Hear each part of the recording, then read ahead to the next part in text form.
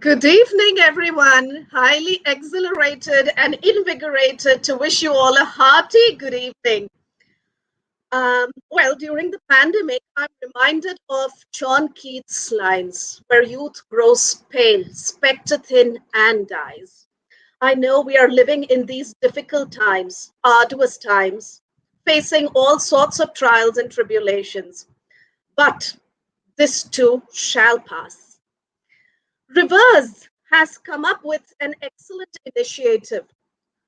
Reverse is leaving no stone unturned to organize a plethora of activities for you, for our online family, especially during the pandemic. So I request you to press the bell icon and subscribe to our YouTube channel, like our Facebook page and Instagram page, and we will be highly obliged. Well, today I have a surprise for you, and very soon I'm going to pull the rabbit out of the hat. Well, I have someone who pens without regrets. Literature is so therapeutic, it has a cathartic effect on us. I'll narrate a little story and then pull the rabbit out of the hat for you. In 1755, there lived a lexicographer called Dr. Johnson. Lexicon is a dictionary, and a person who writes dictionaries is called a lexicographer. And this man called Dr. Johnson had this habit of using grandiloquent style. His writing was full of inane phraseology. But he had plenty of sycophants and plenty of disciples around him who would absolutely love his speeches. So one fine day, Dr. Johnson was addressing his disciples, and while addressing them, he said, "Let me insert the extremities of my digits into that box which contains a pulverized powder which will cause titillating sensations in my olfactory organ." Now, at this time, his disciple Boswell was flabbergasted. He was completely thunderstruck, awestruck, and dumbstruck. He said, "Dr. Johnson, you have such an undisputed command over the language." Boswell was the one who penned without regrets. He wrote the biography of Dr. Johnson, which became terribly popular. And today, Dr. Johnson is more popular because of his biographer, Boswell. Well, that is literature for you. And I will take all my spectators to the spectacular. Let me pull the rabbit off the hat on today's episode, Boggling Conversations, where I have Dr. Ampat Koshy. Dr. Ampat Koshy for you. He's a man of titanic intellect. I think he doesn't need an introduction because he's on Google, he's on all possible search engines, and he's a man of titanic intellect. He's a man of letters. So, Dr. Koshy, I have come to whet thy blunted purpose. I stand here like Hamlet Ghost, and we are all set to enrapture. We are all set to grab the pulse of the audience today, especially during the pandemic. So, how is the pandemic treating you, Dr. Koshy? Yeah, I mean, it's a bit boring because you spend Yes, most of your time in a room, but otherwise, yes. so far, no regrets. No It's regrets. okay. Let me tell the Yeah, viewers that Dr. Koshy is an extremely intrepid, dauntless, and fearless writer. He is, your book, Vodka by the Volga, is phenomenal. So, Dr. Koshy, I would like to know something. Your chemistry with Dr. Santosh Bakaya is simply amazing. So, how did you get to see each other, and how did you work on these projects? I'm so inquisitive. we have a relationship which goes back now to about 6 or 7 years. It's a very interesting one. Okay.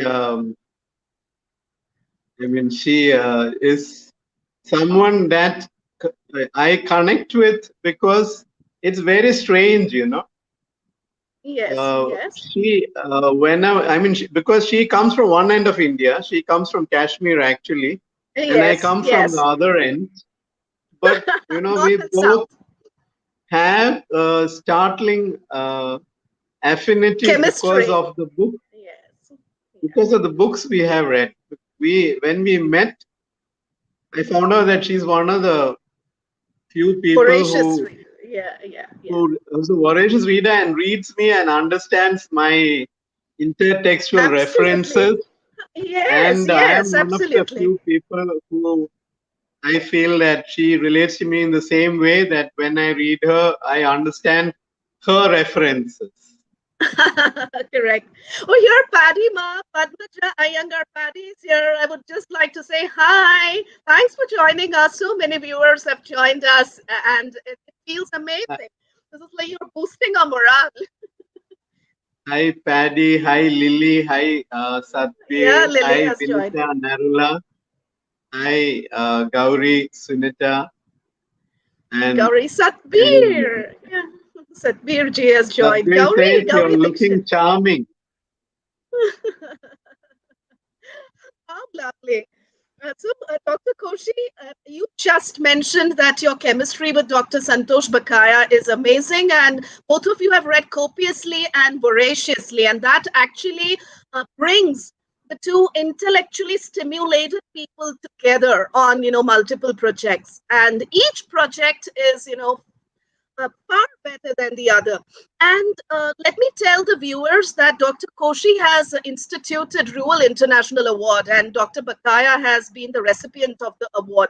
So, what coaxed you to institute this award, Dr. Koshi? Well, I mean, one thing was I felt that there is a place in the national and international sphere for a new award which is based on merit and Correct. also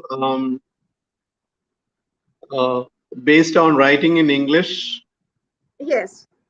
and has a democratic base. These are the three things that I felt that I could run an award. I have an NGO, by the way, a non-profit organization. Oh, oh, okay. So, I felt like run an award, and it helps the organization in a sense because it's also Correct. allied to what we do for autism. And I wanted Yes, this yes, award to be different. I wanted it to yes. be a place where new writers would be encouraged, who Correct. might be struggling because they find it difficult to break into the writing field. You're absolutely right. And it's quite encouraging and motivating to be recognized, especially when reading as a habit is dwindling in the, generation. So writers actually need to be motivated. Right. Yes, So it yes. was good. It was good. Over the years, we have given awards to many. Lily is an award winner. So is Yes, yes, Sadhguru. absolutely. So Lily many and of the Santosh. people in the crowd. Yeah. Yeah, yeah. Congratulations to all the recipients of Rural International Award. Congratulations. Hi, Maitri. Thanks for joining us. Dr. Koshi, now I'm going to probably break the ice. Some viewers do not know that you have written your PhD on Samuel Beckett. And Samuel Beckett, takes us back to the theater of the absurd, which we studied very closely while pursuing our post graduation as well. And it's also quite closely connected to or based on the theory of philosophy of existentialism. We all have heard of Soren Kierkegaard, who is called the father of existentialism. We read The Myth of Sisyphus by Albert Camus. We also read Jean-Paul Sartre, and during the pandemic, especially, most of us are posing existential questions. So, do you ever raise these existential questions like, what is the purpose of my survival? To be or not to be? That's the question. So, have you ever raised existential questions yourself, Dr. Koshi? Yeah. Of course, I have raised a lot of existential questions, and they have come back to the forefront during this time. But Yes, I think yes. that one of the things that I want to talk about briefly is that, at this time, the pandemic shows us, Sartre had a question: does existence precede essence or vice versa? And Yes. I think the pandemic helps us to realize that, existence precedes essence, and there isn't anything called essence. A lot of people are fighting over identity politics, and the Yes, pandemic yes, brings us yes, down to the reality that that's absurd, because the truth is we exist, and yes. there's no essence that we are fighting over is not really there. So I mean, this is Absolutely. You what nailed I it. You nailed it. Absolutely. I Dr. want to say. Koshi, yeah, I think it's very difficult for people to understand the theater of the absurd. So when they watch Vladimir and Estragon actually shedding their pants and waiting for Godot, absurd things happening, I think without understanding the philosophy, it's very difficult for the viewers to understand the play. So when you talk to your students, do you get into details like philosophy, Sartre, Camus? Do you bring in the philosophers while explaining the concept and the theory behind the theater of the absurd? No, if I teach waiting for Godot, for example, I Yeah. never try to tell students first about philosophy and existentialism and all that, and I don't even make them watch the play. I Oh, found that okay. over the years, I found the best thing to do is to make them act it out, and then Ah. they very quickly get a grasp of why it's interesting, because when they watch it, they may find it boring, although we don't. Yes. Or when No, I we explain don't. it We in don't. terms of philosophy, they may find it boring. But if they get into the characters of Poso and Lucky and Vladimir and Yeah, yeah, Estragon, yeah. or Yes, even the yes. tree or Godo, and when they get into the skin of those characters, present or absent, they begin to make connections with what is happening around them, and very quickly the play starts speaking to them. It becomes not absurd. Correct, correct. You're absolutely right. And I think That's a play is how. supposed to be enacted rather than read, Right, so that enactment right. enactment does wonders. Correct. So, Dr. Koshi, now we'll come to some poetry, because even before beginning the session, we had a very interesting conversation. So, I personally feel, when we read Wordsworth's definition of poetry, he says it's spontaneous overflow of powerful emotions recollected in tranquility. Then Coleridge brings us his own biographia literaria, willing suspension of disbelief that constitutes poetic faith. Then, we read Arnold and Eliot's tradition and individual talent, then reader response and all of that. But, which theory appeals the most? Which theory appeals to you the most out of all the theories we study in literary criticism? Because you've penned so many books on literary criticism also, Dr. Koshi. You have this gigantic body of work, and in the afternoon especially, I was going through each work one by one, and I realized, oh, so I'm definitely going to raise this question. So I'm so eager to know, and I'm sure our viewers would also like to know your favorite theory. Yeah, see, I'm a practitioner, so when I write as a Okay. poet, I write as a poet. But if you talk about theory, Yes. although I know everything about structuralism and post-structuralism and Yes. superstructuralism and deconstruction and Yes. postmodernism and all Yes, that, yes. actually, Sasua, Derrida, everyone. Yes.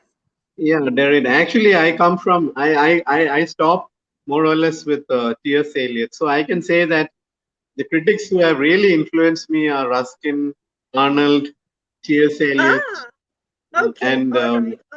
All right. yeah, also Wordsworth, Coleridge, Oscar Wilde, and Walter Pater. I'm more Walter influenced Pater. by Yes. I'm more influenced by the older critics. But there's one Correct. critic I want to specially talk about from the modern age. And yeah, I am influenced by Derrida and Lacan and all, but I'm heavily influenced by Walter Benjamin. Walter Walter Benjamin matters Benjamin. Yes, the a lot Marxist. Yes, to the me. Marxist. Yes, yes. Yes.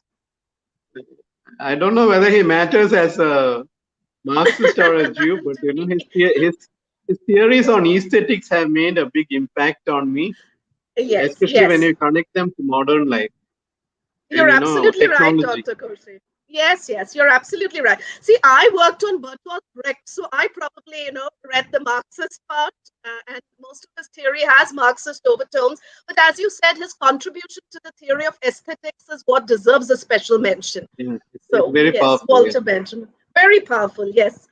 So, Dr. Koshi, then I come back to our own country. And there is a lot of work on Indian writing in English. And Indian poetry has always influenced you. You're yourself. You've carved a niche for yourself in the field of Indian poetry. So, what is the state of Indian poetry? Is what our viewers would like to know, Dr. Koshi. What is the state of Indian poetry? Indian writing in English is what I mean. Yeah, I want to say something really controversial, and Okay. I have to say it. I'm the kind of person who says such things. You So always I make think us that, made. see, I come from a background where I think good literature is something where you hold a neutral stance, or you open it up to freedom as to what you want to say, and merit is Yes. about the style and the form, and you also, of course, it should be politically correct from the Hmm. viewpoint of the writer and the Yes, reader, absolutely. also in to a certain extent.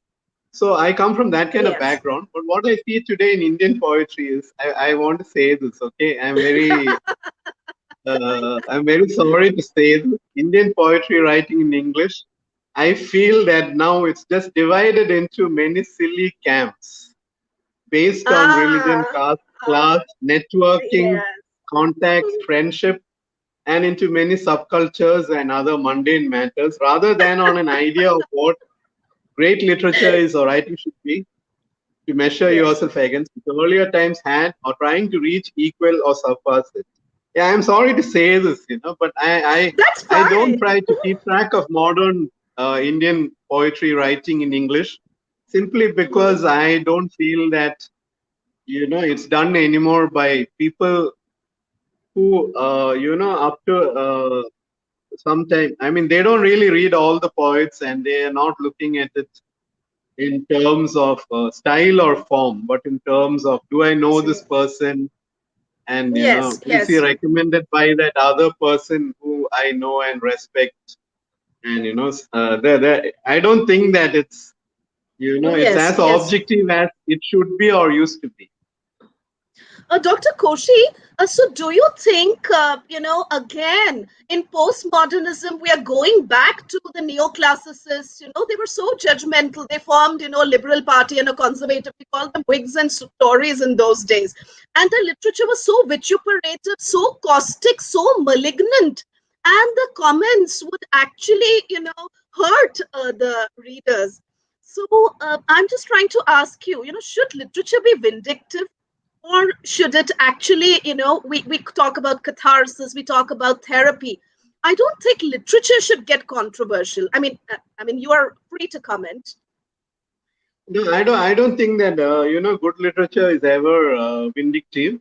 It has to be Mhm. therapeutic. It has to be. It can be Yes, confessional. It yes, has to be yes, therapeutic. It has to ultimately, it needn't be very clearly stated. But literature cannot be absolutely. literature unless it's balanced and it shows life as having a positive and a negative side and all the shades in between, so that you don't get lost in only Yes. what is negative. Something that I find very strange among many readers is that they for example, they may attack fascism today, but Yes, yes, they praise writers in earlier ages who were fascists, and things like yes. that. I find those intersections quite strange. Disturbing. So Yes, yes. I don't I belong to the more to the art for art's sake school, but I would never say that literature has a right to be immoral.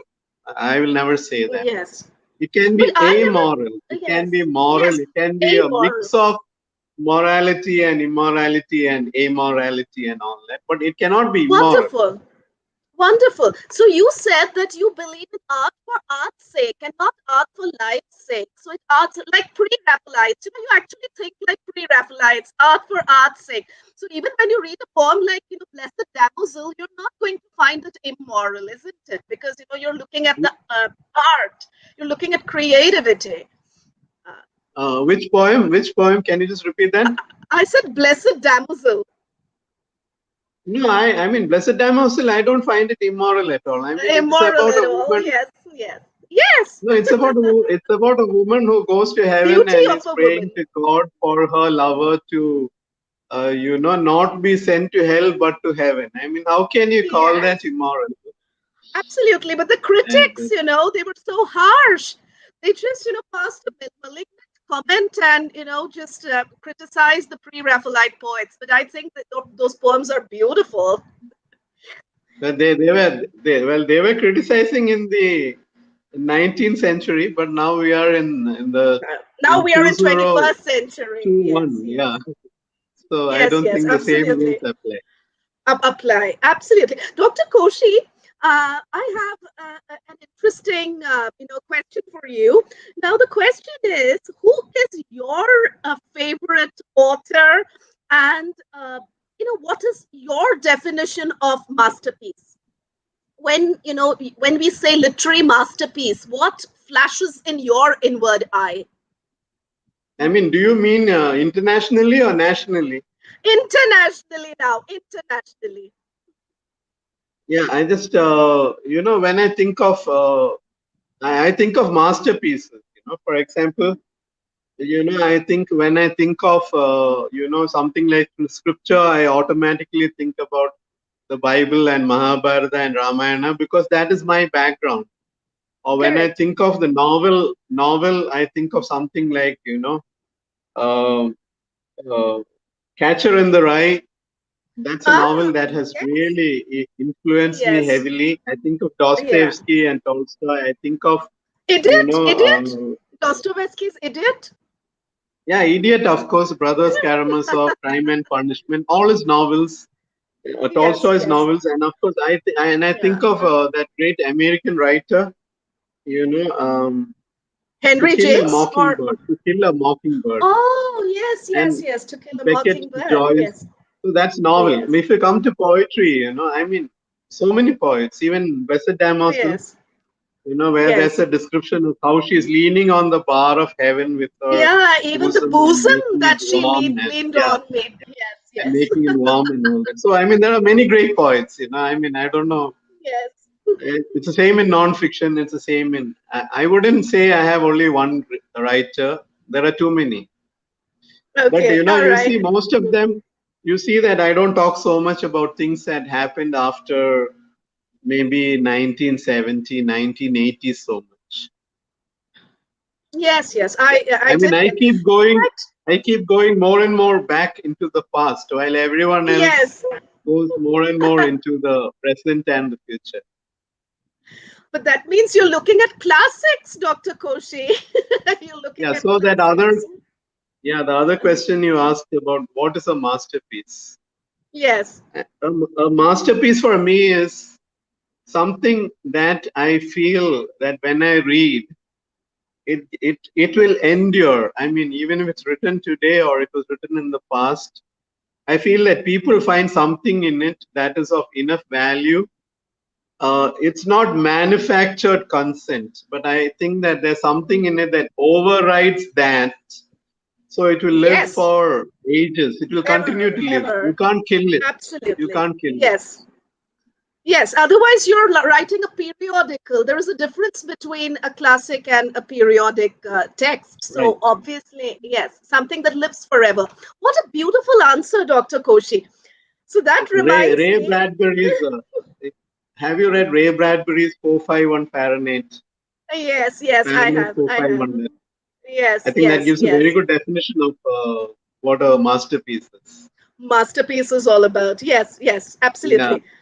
So, Dr. Koshi, you have written an anthology. You've written, fiction, non-fiction, literary criticism, and so when you write, do you get into the narcissism mode? Hey, this is my favorite piece of art. This is my, creation. So, do you have a favorite amidst your creation, your own creation? I mean, I think that I have written a lot, and Uh, I don't Prolifically, have you've a written quite. I don't have a favorite, but I thought about your question, and for example, I have a poetry book called Allusions to Simplicity, and one section is a section of award-winning poems. I mean, so that section is something I like a lot. And there's a Okay, poem on a okay. nightingale in another collection called Birds of Different Feathers. And my first collection was called Figs. It's a poem on Mary Magdalene. I like that a lot. And in Ah, Beckett, I wrote a okay. book on Beckett. I wrote a Yes. book on Beckett. I like the whole book. Then there's a book called Wake Up India. I like a section on autism. There's a book, treatise on poetry for beginners. I like a section on rhyme and on voice. And I have this short story collection, and I really like the first story and the last novella the most. All So, right. So that's like, wow. You make me so you speechless, can say Dr. that Koshi. I like 50% of what I wrote, and I don't like 50% of it. 50%. Oh my God. And by the way, probably our viewers are not familiar with, one particular aspect of your work. Your anthology has been translated in Marathi as well. And I just, got to know about it today. So how did that happen? I mean, how did your work, reach Maharashtra? I mean, I have a friend who is Maharashtrian, and he knows Okay. my work quite well, and he Right. knows me personally. I have two friends who are Okay. Maharashtrians, and they like my work, Correct. and they are both good poets and writers themselves who have a good background in literature. So they Yes. translated my work into Marathi. One is Gauri Wow. Dikshit, I think she's there, Gauri, and the other Gauri, is we are a so friend grateful. called Goraknath Yes. Gangane. And there was Yes. a Yes. Dushyant Nimawat. Somebody Uh-huh. translated one of my poems into Gujarati also. Oh my God, that's phenomenal, Dr. Kochi. That's quite an achievement. And it feels so good when your work actually leaves an indelible impression on the reader's mind. And, people who have an insight into the subject feel like translating. I think that's phenomenal. They can't stop heaping encomiums on you, actually. So, Dr. Koshi, we talk about emotions, we talk about characters, we talk about plot, and someone who's not who doesn't feel so strongly about emotions. There are people who don't feel very strongly about emotions. So, according to you, could they carve a niche for themselves in the field of creative writing? Is it possible to be a writer sans emotions? I think it's impossible. Even if you deal with non-fiction or you deal with um, fields of writing Yes, that are supposedly, traditionally they divide it. I don't think that there's any place in writing where emotions don't come into play somewhere or the yes, other. yes, Even in yes. scientific, even in what is called scientific writing and objective research, I mean, it's driven by your perspective. It's driven by Yes, your viewpoint, your ideology, your worldview. And behind that, there are emotions about your upbringing, absolutely. your Yeah. environment, the people who influenced you. Emotions are always there. Emotions are always there. Wow, that's a beautiful answer. So, Dr. Koshi, you must be reading a lot of reviews. Do you Google yourself? Do you read your reviews, your own reviews? And if the review is negative, how do you react? How do you deal with those negative reviews? Do you feel hurt, pained? I haven't had any, I don't remember a single negative review, but, I had reviews of three, I've had reviews of 3 stars, 4 stars, and 5 stars. And the 5 star ones I take with a pinch of salt. But the three Yes, star ones are interesting. yes, And they're yes, usually yes, given by people who don't know me. So I take them yes, seriously and I see them as I didn't get many of them. Okay, I got 2 3 star reviews for my short story book, yes. and I just wanted to. Uh, I felt that those reviews were right in the sense that I need to You go took it I as, need to go further. I need to improve my short yeah. story writing skills so that Okay, even okay. So, readers like that can give me 4 stars or 5 stars. correct. So, Dr. Koshi, I think, we as writers need to take criticism also, constructively, if it's coming Yes, from a sensible person. And that reminds yes. me, you're very active on social media, Dr. Koshi. You're a rage on social media because whenever you post something, there ought to be a remark or comment or some kind of debate. So when you say you're controversial, what makes you so controversial, Dr. Koshi? What is the secret behind this, this controversial persona? I think it's very simple, I am blissfully unaware of what others are posting and saying on social media. And my style is that when something really gets me, going, when I feel that I have to write something, I just go and put it there, and usually, it comes to across to Very people. spontaneously. Yeah, so I guess that it pushes a lot of buttons, not knowingly, but they're not used to people who use social media as a place where one can speak extremely freely as if to oneself in a journal, but in a public space. So it's a kind of transgressive art in a way. It is, it is. And you are the kind Yeah. who would So call a spade a spade. You would always call a spade a spade. yeah, right. But half the time I do it because I don't really believe anyone is reading me. So I feel I'm just talking to myself. And later I'm surprised to know that so many people are reading. They are reading, and you're constantly under a microscope, Dr. Koshi, constantly under a microscope. And that's why you're a very interesting person. All right. So, jokes apart, in a lighter vein, there are a lot of writers, lot of authors who wish to pursue writing as their career. So, what would be your advice to them, Dr. Koshi? Yeah, I mean, this is a very good question, which I'm very Yeah. happy to answer. Writing is a sadhana, to put it Yes. in Indian terms. Okay, it's a vocation, it's a Mhm. calling. Mm. You need to feel it from inside that, Yes. I'm meant to be a writer. Inner And, call. you need to, and if that's so, you need to really work at reading always and trying to improve yourself, perfect your craft work. Most of my books, like I have 23 books. I mean, Yes. 23 books have my name on the cover. I can't say I have 23 Yes. books. And behind it, there are so many sleepless nights, years and years of sleepless nights. Undoubtedly. So, there's a lot of, so what I have to tell writers is, you are not going to make it without a lot of patience, perseverance, endurance, Mm. persistence, constant Yes. attempt to be not static but dynamic, experimental, to perfect yourself, and most of all, to be true to what you want to Yes. say and not compromise. I mean, the Yes. rest will To come by thine itself. own self. To thine own self be true, as To thine own self Shakespeare be says. true. Exactly. Yes, yes. Exactly.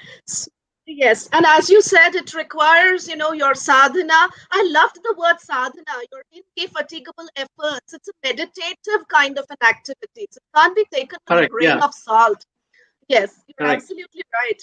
And I think, our viewers do agree with you, and they feel that your advice is truly valuable. because I think it will definitely help the young writers who probably wanting to be published, and there is this innate desire to write and make a mark for yourself. So this advice will definitely go a long way. Dr. Koshi, do you have any skeletons in your closet? And if there are any, can we have them out of the cupboard? Can we have them out of the wardrobe? Something that readers do not know. I do. I don't know about. I may have a few. I may have a few secrets about my love life. I mean, in the sense that writers keep falling in love, Oh, all the time. And I mean, as a kind of spur to writing, maybe. So those, right, right. but apart from that, I think the main. Uh, I don't know if this is a secret in my closet, not a skeleton. I forget what I wrote so that I can write new stuff. All This is right. very So, important.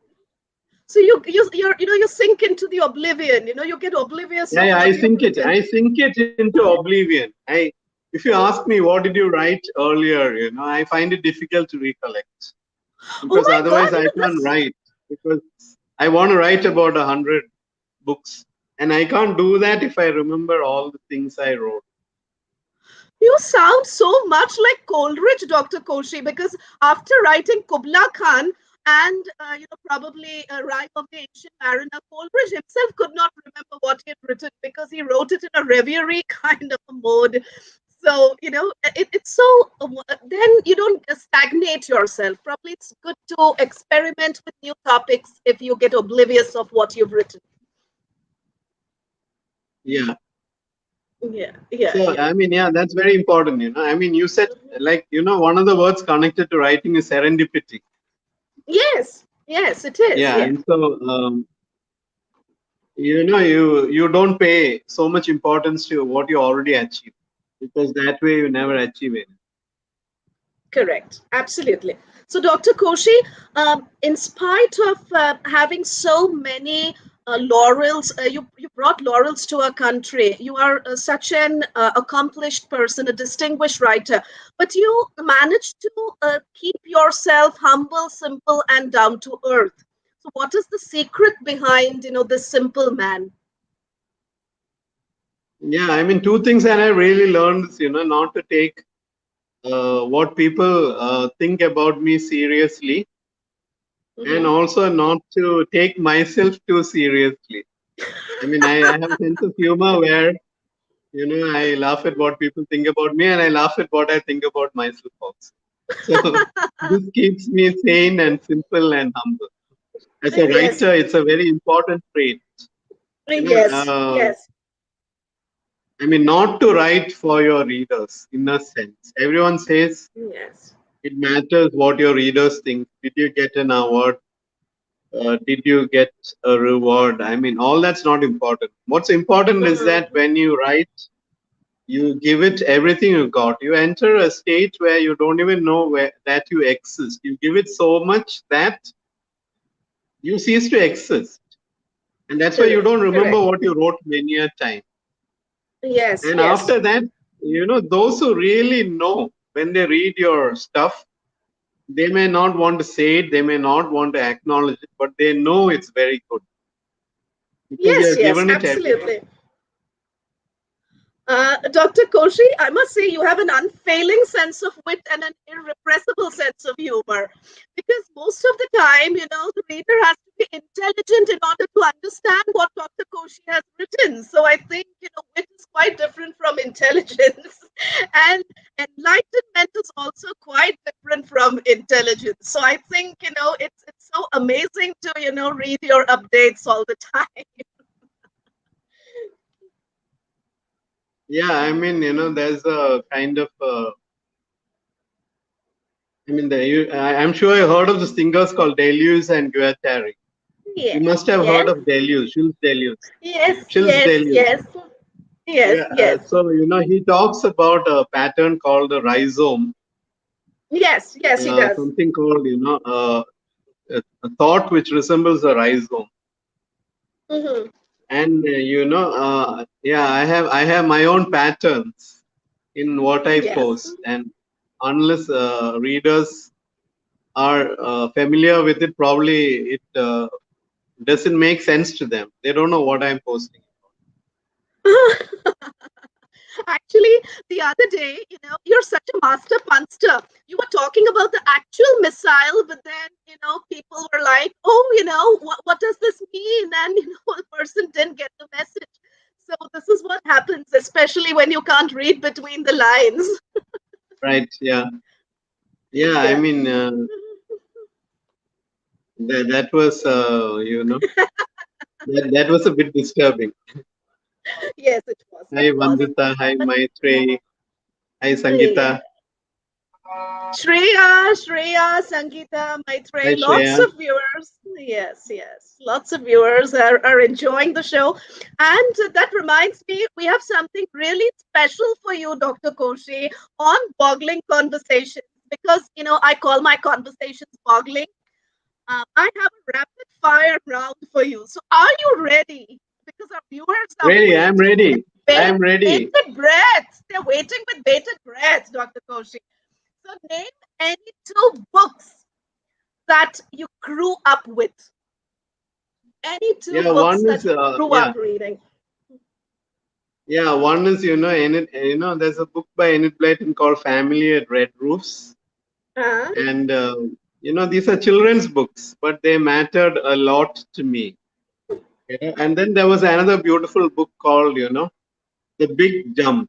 The Big Jump. Yes, yes, yes. Trust me to pull out books from my hat like rabbits, which no one has heard of. But these two books, they're very important for me. One is A Family at Red Roofs by Enid Blyton, and another one is a small children's book called The Big Jump.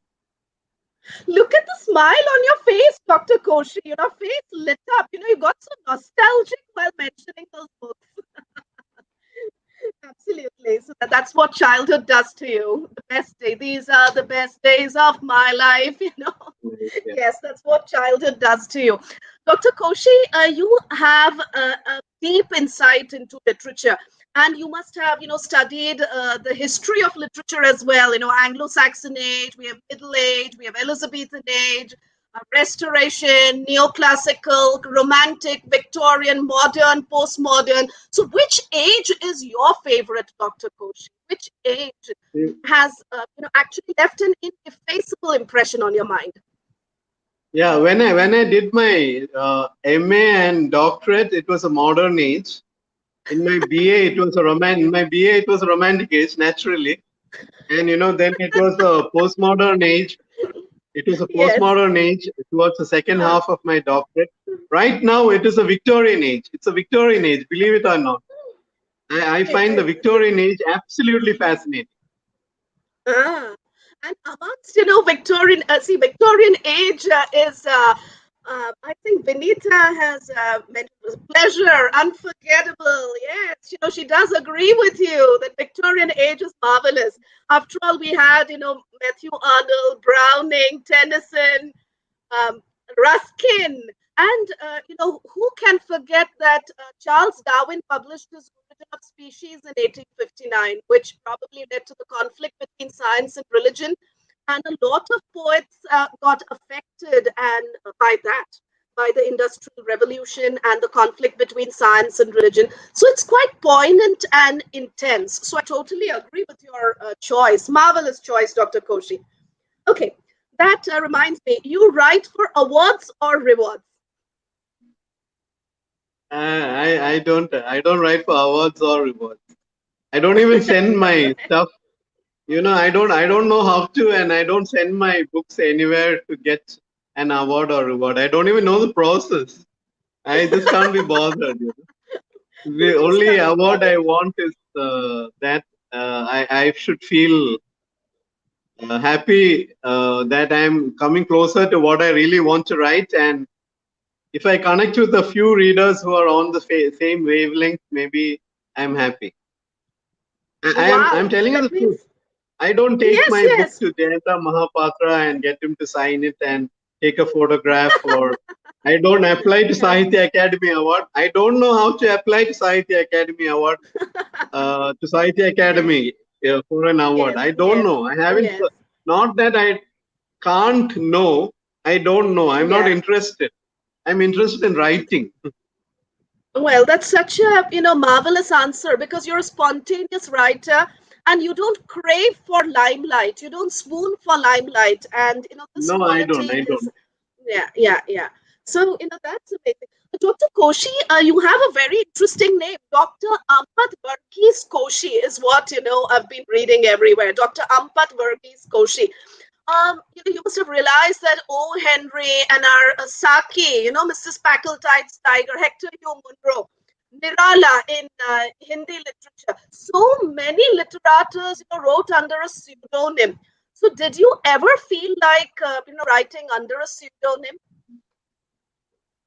Yeah, my first book was under the pseudonym of a girl or a woman. My first book was a collection of poetry of only 10 Uh-huh. poems, and it was under the name Kay, K, because Okay. just the initial K had been taken by Kafka, so I decided to use a woman's name, K. Franz Kafka. Franz Kafka.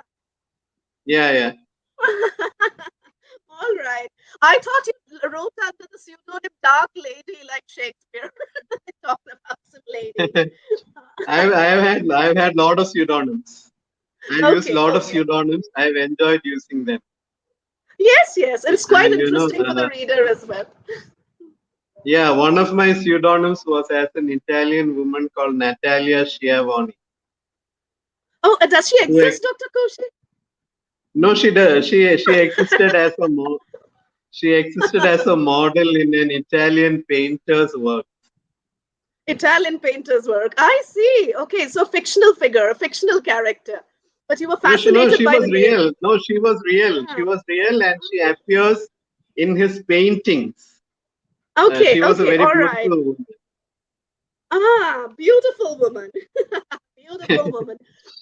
Okay, so that's that's something that okay. If any actor was to play Vladimir and Estrigan amongst people who would they be? Who would you Any choose your tramps? Who would you choose as tramps amongst your friend circle or amongst the actors and writers If you were to direct a play and choose Vladimir and Estrigan, the tramps, who would you choose, Dr. Koshi? Oh, there's no doubt about that. I have two friends in Trivandrum. One is a writer and one is a filmmaker. And one, his name is Satish Babusenan, and the other one is Sri Kumar. And I would definitely cast them as Vladimir and Estrigan. Estragon. My goodness. See, are you listening? Ambasador's friends in Kerala. You've already got the role. Vladimir and Estragon. You're playing Vladimir and Estragon, and we are watching, waiting for Godot. I think, Yeah. Dr. Koshi, we several times we read Shelley's lines. We look before and after and pine for what is not. Our sincerest laughter is with some pain fraught, and our sweetest songs are those that tell of saddest thoughts.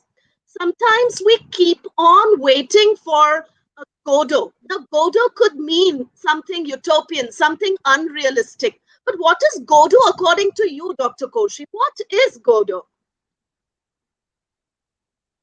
I don't know whether the question is, what is Godo or who is Godo. I don't know whether What you do want to we what rephrase do, your question. what do we mean by Godot as an object? What do you mean by Godot? I mean, I'm a very great admirer of Beckett, and my answer is the same as his. If to answer that question is to spoil the beauty of the play. So Uh, Godo is what Godo means to each individual. it's open to interpretations. Exactly. Yes, yes, yes.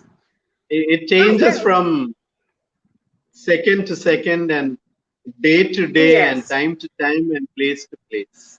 Like And for quite example, I am here. circumstantial. Yeah, I'm here, and there are times when I think Godo is going back home to India. Yes. Hmm. But another time it may be, when I go back, I won't have a job. So Godo can be getting a job, or Yes, it can exactly. be, Yeah.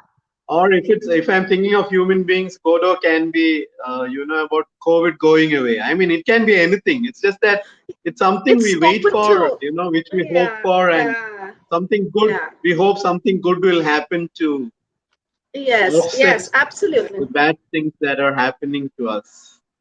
It is so circumstantial, it's so Right. circumstantial, it keeps changing. Well, Dr. Koshi, when we read fiction, when we read novels, we realize that in some novels the plot is subservient to a character, and in some, uh, character is subservient to plot. Which one do you prefer? Which is your personal, you want plot to be I subservient? always, yeah, I know that plot is very important. I teach the novel, and Hmm. I teach it very thoroughly, and I've been a creative writing teacher. But for me, Yes, I'm driven by characters. I'm writing a yes. novel which is a love story Which is where a there's a very man and a woman. So it's driven by those two characters. I'm writing a novel on Jesus and other spiritual characters. character. And I see. again, it's driven by character. But the plot is very important. I'm not saying it's not. It's almost as important, but primarily, and even in the books I wrote, I told you about the Right. novella. It's primarily, driven by two characters, a man and a woman. So Yes, I yes, guess I'm a absolutely. character driven. Yeah, I'm more of a character driven writer than a plot driven writer, although I know it's very important to have a good plot. Correct, correct. And well, plot has to be dexterously handled. It can't be handled loosely. But sometimes the characters do leave a deep impact. So I understand what you're, trying to say. Especially when it comes to Dickens, character becomes so important. Right. Yes, yes, yes. Correct. So, Dr. Koshi, these days, people turn their novels into films. There is this trend of, making a film based on a novel. So, if they ever approach you, if filmmakers ever approach you for any work of yours, which one would you want to be made into a film? If you mean what I've already written, I have a collection of short stories, and I think the first story in it and the last one, I would offer it to them. You would The offer it first to one them. is a short story, and the last one is a novella. I would offer those two. Those two. And And the first one is like a fantasy based in Saudi Arabia, in Jazan. yes, The last one where you is, stay. yeah, and the last one is about an older man falling in love with a younger girl. So, Ah, interesting, very yeah. engaging for the audience also. Anamika, yeah, Anamika, right, Satbir? Anamika and Auda the confluence. Yes, Those yes, two. I think Satbir ji remembers. Yeah, Satbir ji she has a remembers. graphic memory, phenomenal memory, Yeah. Satbir ji. Hi, Feby. Hi, Yes, Feby. Nice to see you there. Feby is a lovely. big fan of Lawrence. D.H. Lawrence, and so am I. Yeah. Yes, yes, D.H. Lawrence, yes. Dr. Koshi, we observe that a novel can be as long as the author pleases. You can even have a sequel if you want. But a movie has to follow economy in the delineation of characters. It has to be economical. So, do you think personally it is, as an author, do you think a filmmaker can do justice to a novel which is prolix? And, he is expected to turn Baconian. He is supposed to, follow Baconian style while making a film. So, does that work? Does that work? Wonders? Yeah. See, these are two entirely different, the medium of film Yes, is, yes, yes. it's entirely different from the medium of text. Okay. I mean, as a Yes, writer, you're dealing with words, and yes, it's an correct. impalpable, intangible medium. Whereas in the other thing, you're working with a very visual, hands-on medium that has a hard and soft, side to it, hardware and software. So, Correct. the very medium drives you towards a kind, I mean, where words are concerned, there's no limit, You can, it's just up to Yes. you. You can make a novel as long as you want it or as short. Yes. Nobody, Yes, nobody can absolutely. lay any rule. Nobody can Correct. lay any rule on you. But if you're making Correct. a film, you're working under constraints of time, technology, money, availability of characters, sets, Yes. costumes. There are so many, Yes. hardcore Paraphernalia. practical things involved. So you can't afford to, you can't like start a never-ending movie and just keep Yes, yes, shooting it. absolutely. I mean, Absolutely. people need you to stop it sometime and bring it out so they can watch it as an actual movie. But in Yes. a film, it's not necessary. True. Even after Netflix and Amazon Prime, I was watching this Season deadly one, serial two. called Covert Affairs, and it has 5 seasons of 16 episodes each. But even they had to stop. You have to stop at some Mm. time. Yes, yes, That's because of the absolutely. Because it medium. gets monotonous. Yeah. Yeah. Whereas if it was a book, I mean, if it's a series of Yes. books, you don't have to stop even with death because people are still writing James Bond novels even after Ian Yes. Fleming died. So it never Yes, yes, stops. absolutely. Absolutely. You're absolutely right, Dr. Koshi.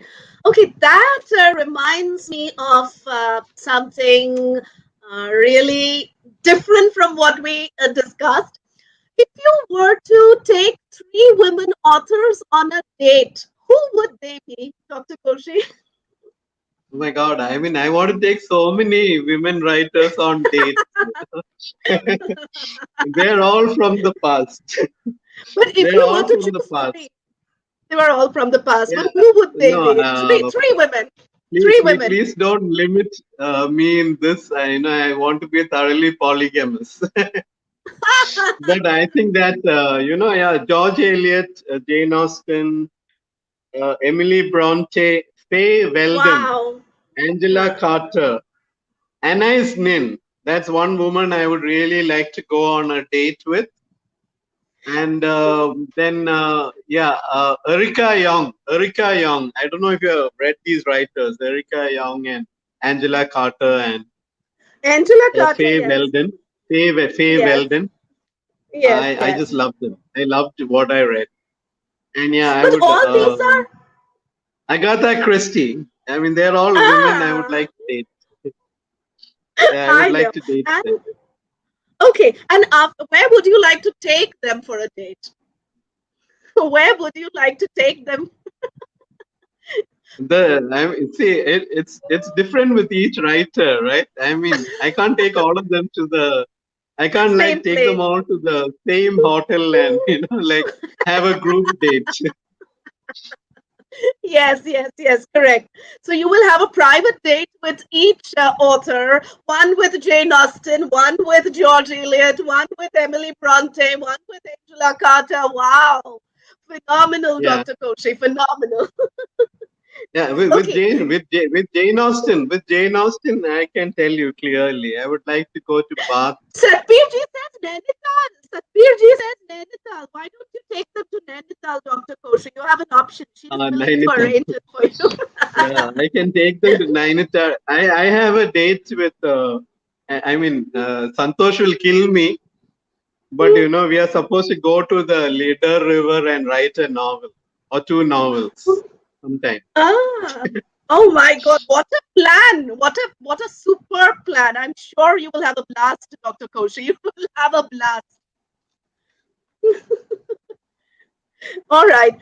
So, can you mention your favorite female modern writer?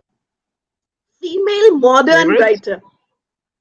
Female modern writer. Your contemporary. Your favorite female contemporary writer. No, I don't have any. Sorry. All right. Okay. The best way to celebrate the success of a book. When your book gets successful, what do you do? I immediately start working on getting the next one published. That's how I celebrate. Oh my God. So you're quite a binge writer, Dr. Kosh. You're quite a binge Yeah, writer. We are into binge totally, watching, but you're totally. I try to bring out 3 or 4 books in a year. that's phenomenal. Wonderful. Yes. What an energy and what an incandescent spirit, Dr. Koshi. I totally admire your enthusiasm and ebullience, of writing. You're such an inspiration to us because when we get our first book published, it's like, oh my god, there is that you've written a lot, you've written prolifically, but a process is involved. There is a process, proofreading and editing. So do you manage everything yourself, Dr. Koshi? Do you manage Yeah, your proofreading and editing? Do you manage all that yourself? yeah. So far, mostly I managed it all by myself. I have a Okay. favorite female. By the way, to go back to the previous question, my favorite female writer, Huh? in the present age is my daughter. Oh, very sweet. That's very. Does she write, Dr. Kuchi? Does she write? Yeah, So, she what writes. has she She writes. written? Lovely. She has Oh, written a very novel which is waiting for publication, and she's a brilliant writer. amazing. Amazing genes, I must say. Amazing genes. Yeah. Okay, Okay. your favorite, social media platform. You like Facebook, Instagram, Twitter, because I always, like Ampat Koshy and Twitter, goes really well. But I am inquisitive. I'm curious to know which is your favorite social media platform. Well, I mean, I don't know whether it's my. I mean, I'm only on Facebook. All the other places, Mhm. I'm just there nominally. So it has Nominally, become kind yes. of my home away from home. But I mean, I don't know whether I can call it my favorite place or anything. But it's a nice escape from the pressures of work and COVID Yeah, and from all that. the yes, yes, yes. Yeah. Correct. So, any other projects in the pipeline? Would you like to enlighten us on your, project? What are you working on? How did you utilize your coronavirus lockdown, Dr. Koshi? What did you write? No, we brought out, 3 books. Brought out a book with Jagri Mukherjee, which is called Wine Kiss Poems. I brought out Vodka by the Volga with Santosh Bakaya. And I Santosh, brought yes, out yes. Rosette Sonnet Anthology with Gauri Dikshit and Sunita Singh, Bhuvaneshwari, Vinita Mekot, Santosh, and 100 poets from the Significant League. And I'm working on about, you know, this is another thing I have in common with Santosh. We are working simultaneously. We are working on like 10, 20 books at the same time.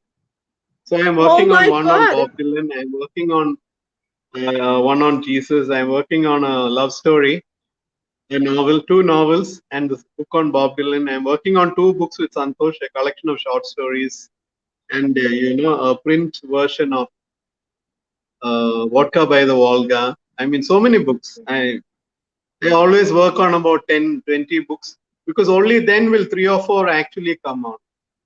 Yes, yes, correct, correct.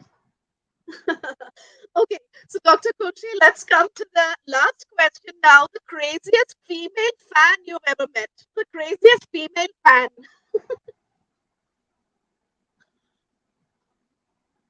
I think that the craziest,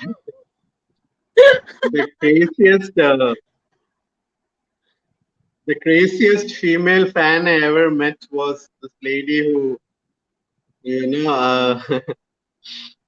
I don't know. I mean, she started.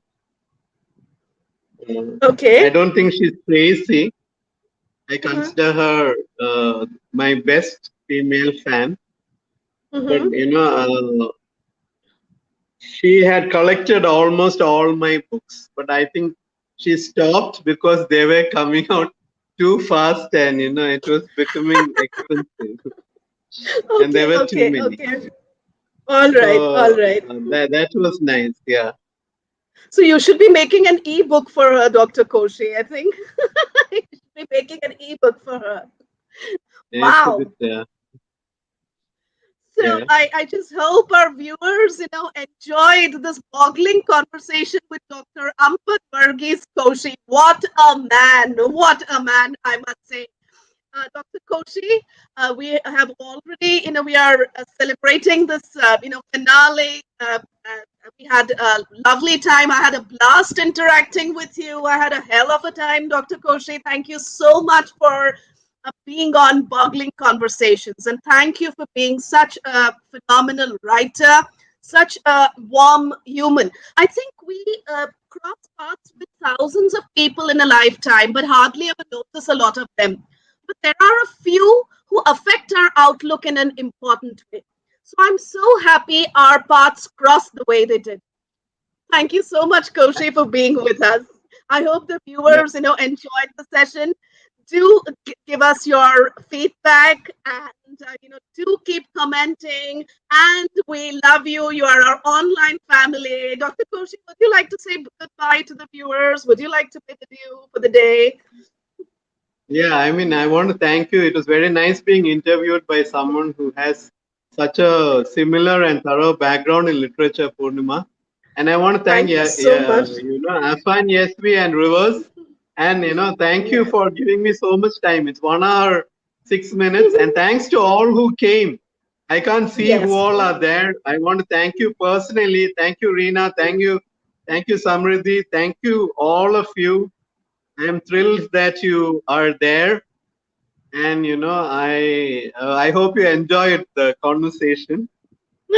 And there's always more to say, but uh, keep writing, keep reading, keep listening, keep enjoying the whole journey of literature. That's my final words. Wow, amazing. Thank you so much, Dr. Koshi. May the entire universe conspire to fulfill your desires, and may you publish, publish, and publish. Thank you so much for being on Rivers. Energy that flows. You viewers, my dears, you were with Dr. Purnima Kulkarni on Boggling Conversations. Very soon, we will come up with yet another boggling conversation. Thank you so much for joining us. Good night.